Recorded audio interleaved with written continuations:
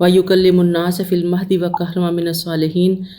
وہی قصہ کنٹینیو ہو رہا ہے یہاں پہ کہ وہ لوگوں سے گہوارے میں کلام کرے گا۔ یہ اللہ تعالیٰ فرما رہے ہیں حضرت مریم سے کہ وہ لوگوں سے گہوارے میں کلام کرے گا اور بڑی عمر کو پہنچ کر بھی وہ بڑا نیک سیرت ہوگا۔ مریم کہنے لگی، میرے رب، میرے ہاں بچہ کیسے پیدا ہوگا جبکہ مجھے کسی آدمی نے چھوا تک نہیں۔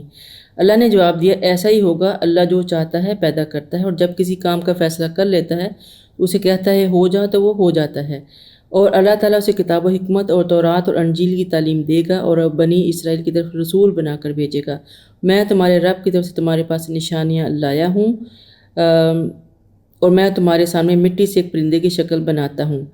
یہ آگے سے حضرت عیسیٰ کہیں گے لوگوں سے، پھر میں اس میں پھونک مارتا ہوں تو اللہ کے حکم سے واقعی پرندہ بن جاتا ہے، نیز میں اللہ کے حکم سے مادرزاد اندھے اور کوڑی کو ٹھیک کرتا ہوں، مردوں کو زندہ کرتا ہوں، اور جو کچھ تم کھاتے ہو اور جو کچھ اپنے گھروں میں ذخیرہ کرتے ہو سب تمہیں بتلا دیتا ہوں۔ اگر تم ایمان لانے والے ہو تو تمہارے لیے ان باتوں میں نشانی ہے۔ حضرت مریم کی حیرت کو اللہ نے دور کر دیا کہ اللہ تعالیٰ جو کام کرنا چاہتا ہے وہ کر سکتا ہے۔ حضرت عیسیٰ کو اللہ تعالیٰ نے شدید حافظہ عطا کیا ہوا تھا، اس کے علاوہ بہت خوش نویس اور تورات ہاتھ سے لکھا کرتے تھے۔ حضرت عیسیٰ کے زمانے میں چونکہ طب کا بہت چرچا تھا، میڈیکل بہت ایڈوانس تھا، بڑے بڑے حکمہ یونان، بکرات، سقراط وغیرہ نے اسی زمانے میں شہرت پائی، لہٰذا آپ کو معجزات بھی انہی کی ٹکر کے عطا کیے گئے تھے۔ یہ تو ہم پہلے بھی سیرت میں بھی پڑھ چکے ہیں نا کہ معجزات اللہ تعالیٰ نبیوں کو اس زمانے کے حساب سے دیتا ہے کہ کون سی چیز لوگوں کو امپریس کرے گی۔ جس طرح آپ کے زمانے میں ہمارے نبی کے زمانے میں فصاحت و بلاغت کا چرچا تھا تو قرآن خود ایک معجزہ بن کے آ گیا۔ اس کے بعد آ گیا کہ اور مردوں کو زندہ کرنا اور ٹھیک کر دینا بیماروں کو، یہ حضرت عیسیٰ کے جو تھے وہ معجزے تھے۔ پھر ہے کہ وہ مصدق لما بین یدی من التوراۃ ولاحل لکم بعد الذی حرم علیکم وجئتکم بآیۃ من ربکم فاتقوا اللہ واطیعون۔ اور تورات میں جو میرے زمانہ میں اس کی تصدیق کرتا ہوں، نیز وہ باتیں جو تم پر حرام کر دی گئی ہیں میں انہیں تمہارے لیے حلال کر دوں۔ میں تمہارے پاس تمہارے رب کی نشانی لے کر آیا ہوں، لہٰذا اللہ سے ڈرو اور میری اطاعت کرو۔ اللہ میرا اور تمہارا رب ہے، وہ اس کی عبادت کرو، یہی صراط مستقیم ہے۔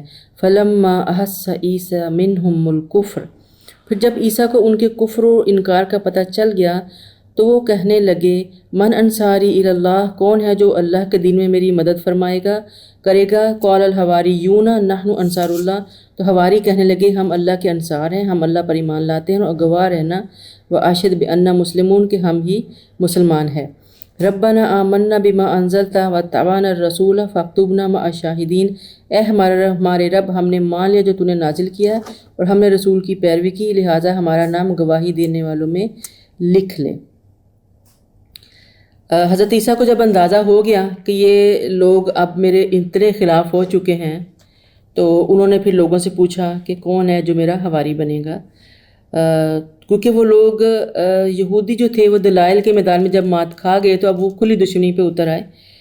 تو حضرت یحییٰ کو پہلے ہی قتل کر چکے تھے، تو اب انہیں لگا کہ ان کی طرف آئے گا یہ سارا کچھ، تو حواریوں نے کہا کہ ہم آپ کے ساتھ ہیں۔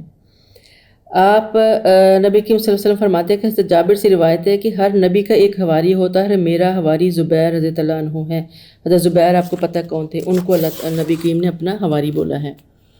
آگے آ گیا کہ وَمَكْرُوا وَمَكْرَ اللَّهِ، وہ خفیہ تدبیر کرنے لگے، اللہ نے تدبیر انہی پر لوٹا دی کیونکہ انہوں نے حضرت عیسیٰ کو بچا لیا تھا۔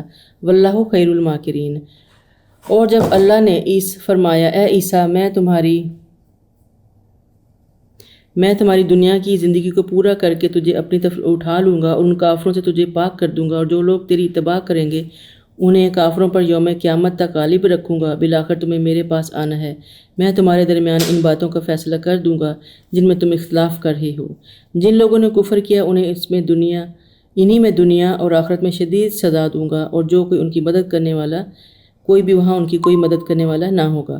البتہ جو لوگ ایمان لائے اور انہوں نے اچھے عمل کیے انہیں ان کا پورا بدلہ دیا جائے گا، اور اللہ ظالموں کو پسند نہیں کرتا۔ اور جو ہم آپ کو پڑھ کر سناتے ہیں یہ آیات اور حکمت سے لبریز تذکرے، بلا شبہ اللہ کے ہاں عیسیٰ کی مثال آدم جیسی ہے، جسے مٹی سے پیدا کیا، پھر اسے حکم دیا کہ ہو جا تو وہ ہو گیا۔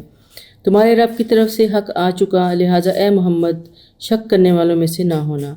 پھر اگر کوئی علم وحی سے آ جانے کے بعد آ جائے تو اس بارے میں آپ سے جھگڑا کرے تو آپ اسے کہہ دیجیے کہ آؤ ہم اور تم اپنے اپنے بچوں کو اور اپنی بیویوں کو بلا لیں اور خود بھی حاضر ہو کر اللہ سے گر گرا کر دعا کریں کہ جو جھوٹا ہو اس پر اللہ کی لعنت۔ یہ بالکل سچے واقعات ہیں اور حقیقت یہی ہے کہ اللہ کے سوا کوئی الہ نہیں اور اللہ ہی بالا دست اور حکمت والا ہے۔ یہ ایک واقعے کی تھوڑی سی تفصیل ہے جس میں آپس میں ایک جو عیسائیوں کا ایک گروپ جو تھا نا وہ آیا تھا آپ کے پاس، نجران کے عیسائی تھے، اور یہ آپ سے دین سیکھنے یا اسلام لانے کے لیے نہیں آئے تھے، یہ لوگ اصل میں آپ سے بحث مباحثہ کر کے آپ کو زج کرنے آئے تھے۔ تو انہوں نے جو تھا مناظرہ بازی کرنے اور آپ کو لاجواب کرنے کی نیت سے آئے تھے۔ تو ان کا طرز استدلال یہ تھا کہ جب تم تسلیم کرتے ہو کہ عیسیٰ ابن مریم بن باپ کے پیدا ہوئے، وہ مردوں کو زندہ کرتے تھے، یہودی نے ماننے پر قادر نہ ہو سکے اور انہیں آسمان پر اٹھا لیا گیا، تو تم ان کو کلمۃ اللہ اور روح اللہ بھی تسلیم کرتے ہو، تو پھر اس سے بڑھ کر الوہیت کی دلیل کیا ہوگی؟ یعنی الوہیت یعنی وہی الہ ہیں۔ تو اللہ تعالیٰ نے اس موقع پر وحی کے ذریعے جواب دیا، یہ سارے معجزات اصل میں اللہ ہی کی قدرت کا ثبوت ہے، اس میں حضرت عیسیٰ کا کیا کمال؟ جو بھی ان کو یہ ساری چیزیں ملی وہ تو اللہ نے ہی دی تھی نا۔ پھر اس کے بعد ایک نیا سوال داغ دیا کہ عیسیٰ کا باپ کون ہے؟ جواب میں یہ آیت اتری کہ بن باپ پیدا ہونا الوہیت کی دلیل نہیں ہے۔ اس طرح تو پھر حضرت آدم جو ہیں وہ سب سے پہلے بن ماں باپ کے پیدا ہوئے تھے، تو پہلا الہ ہونے کا حق تو ان کا بنتا تھا۔ تو پھر جب وہ لاجواب ہو گئے تو عیسائیوں نے ڈر کر جزیہ دینا قبول کر لیا۔ پھر آ گیا کہ پھر اگر ان ساری مقابلے پہ نہ آئیں، اور اللہ ایسے فسادیوں کو خوب جانتا ہے، اگر نصارہ مقابلے میں نہ آئیں تو وہ پھر نہیں آئے مقابلے پہ، نہ ڈر گئے، انہیں پتہ چل گیا کہ وہ ہار گئے ہیں، تو انہوں نے یہ چیلنج قبول نہیں کیا کہ ہم اپنے بال بچوں کو لے کے قسم دے کے آ جائیں مقابلے پہ، نا اگر اللہ کی مار آ گئی تو پھر وہ تباہ ہو جائیں گے۔ تو اللہ تعالیٰ فرماتے ہیں کہ آپ ان سے کہہ دیجئے اے اہل کتاب ایسی بات کی طرف آؤ جو ہمارے اور تمہارے درمیان یکساں ہے۔ یکساں ہے، مسلم ہے کہ اللہ کے سوا کسی کی عبادت نہ کریں، نہ کسی کو شریک بنائیں، اور نہ ہم میں سے کوئی اللہ کو چھوڑ کر کسی دوسرے کو رب بنائے۔ اگر وہ منہ موڑے تو ان سے کہیے کہ گواہ رہو کہ ہم اس کے فرمانبردار ہیں۔ یہ وہ باتیں جو ہر نبی کی تعلیم میں تھیں، تو یہ یکساں ہیں۔ ہر نبی کی تعلیم میں یہ تھا کہ ہم اللہ کے سوا کسی کو اپنا رب نہیں بنائیں گے اور شرک نہیں کریں گے۔ اے اہل کتاب، جب تم ابراہیم کے بارے میں کیوں جھگڑا کرتے ہو کہ وہ یہودی تھے یا نصارہ، حالانکہ تورات اور انجیل تو نازل ہی ان کے بعد ہوئی تھی، تو وہ کیسے نصارہ اور یہودی ہو سکتے ہیں؟ یہ تو بعد کے بنائے ہوئے دین ہے نا۔ تو کیا تم اتنا بھی نہیں سوچتے؟ أَأَنْتُمْ هَؤُلَاءِ حَاجَجْتُمْ فِي مَا لَكُمْ بِهِ عِلْمٌ فَلِمَ تُحَاجُّونَ فِي مَا لَيْسَ لَكُمْ بِهِ عِلْمٌ وَاللَّهُ يَعْلَمُ وَأَنْتُمْ لَا تَعْلَمُونَ۔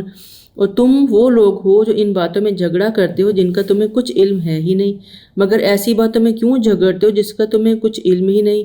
انہیں اللہ ہی خوب جانتا ہے، تم نہیں جانتے۔ اور ما کان ابراہیم یہودیًا ولا نصرانیًا ولکن کان حنیفا مسلما، حضرت ابراہیم نہ تو یہودی تھے اور نہ ہی عیسائی، بلکہ سب سے ہٹ کر صرف اللہ ہی کا حکم مانتے تھے اور وہ شرک کرنے والوں میں سے نہیں تھے۔ ان اولى الناس بابراہیم للذین اتبعوہ وہذا النبی والذین آمنوا واللہ ولی المؤمنین۔ بلا شبہ ابراہیم سے قریب تر وہ لوگ تھے جنہوں نے ان کی اتباع کی، اور پھر ان کے بعد یہ نبی اور اس کے بعد ایمان لانے والے، اور ایمان لانے والوں کا اللہ حامی و ناصر ہوتا ہے۔ اہل کتاب میں سے کچھ لوگ یہ چاہتے ہیں کہ تم لوگوں کو گمراہ کر دیں، وما یضلون الا انفسهم وما یشعرون، حالانکہ وہ اپنے آپ کو گمراہ کر رہے ہیں اور انہیں اس بات کی سمجھ نہیں آ رہی۔